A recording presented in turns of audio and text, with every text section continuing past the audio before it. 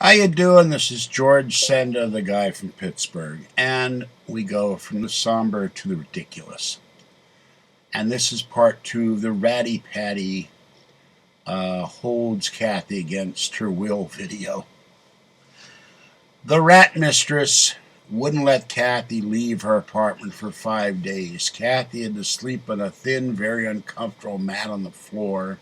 The ratty one made Kathy chicken and dumplings and compared it to the cost of the times that Kathy has spent $20, $30 feeding Ratty Patty Fatso food at Denny's, Jack in the Box, God knows where, taking her to movies, all kinds of stuff. But the ratty one, oh, I made you good dinner. I spent my time making it.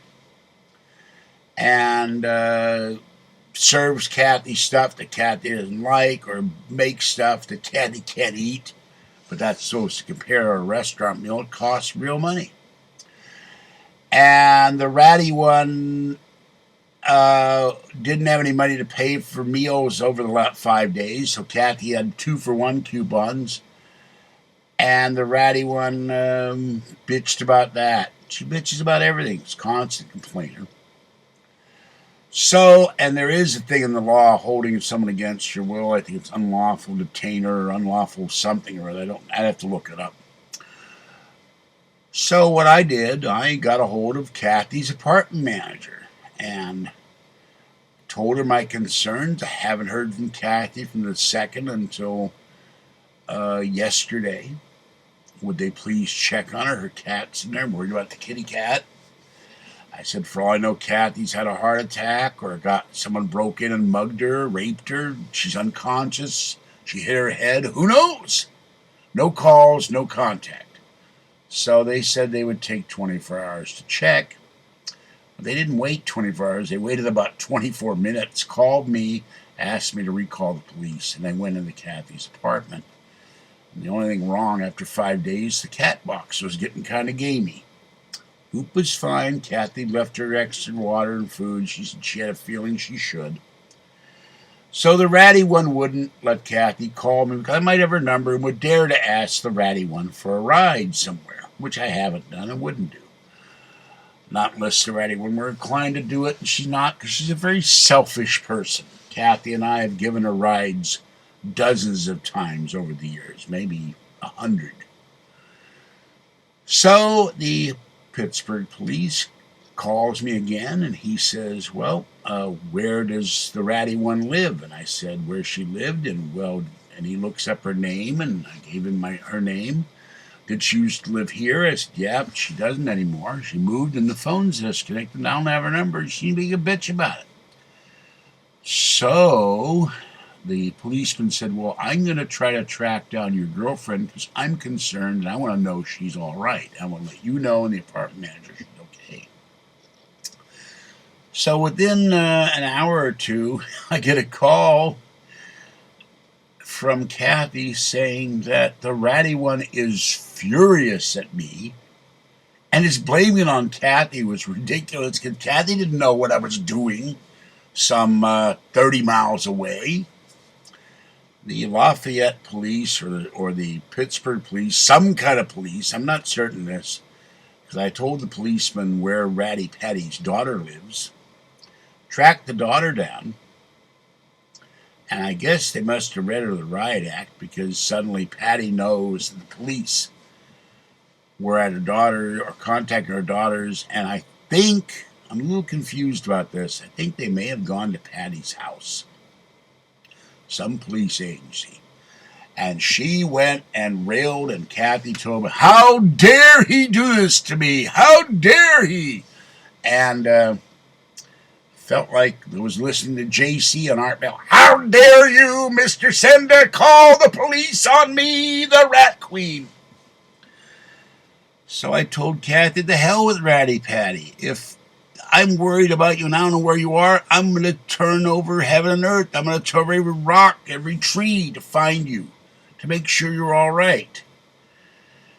So the ratty one tells Kathy, you better straighten this out. And apparently, possibly even her apartment manager got a hold of her and said, "Where's Kathy?" And Kathy, in the meantime, is totally unaware of any of this going on, because I had to find my girlfriend and make sure she was safe and well and unhurt, not unconscious, not raped, not killed, not murdered, not robbed or whatever. And Kathy's upset about this because she told Patty, "You're being a bitch. You held me for 5 days and wouldn't take me home. And you wouldn't let me call George because you're being bitchy about George. He's done nothing to you now." So she's pissed. She's ready to wash her hands of Patty. So she told me earlier tonight that she'll wait a couple days and see if the ratty one will call her, and if she doesn't, she's done. Now, she said this before, but I don't know. Excuse me. I don't know what's going to go on. But I told God damn.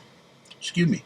I told Kathy that you're going to have to make a decision. Is it worth it to hang around this woman who treats you so shabbily and who effectively kidnaps you, holds you hostage, and won't take you home and won't let you go out? I don't know what they did in 5 days, but all I know is Patty made chicken and dumplings and bitched about it. And it's not that hard to make chicken, and it's not that hard to make a dumpling. You make the dough out of flour, you drop it in boiling water.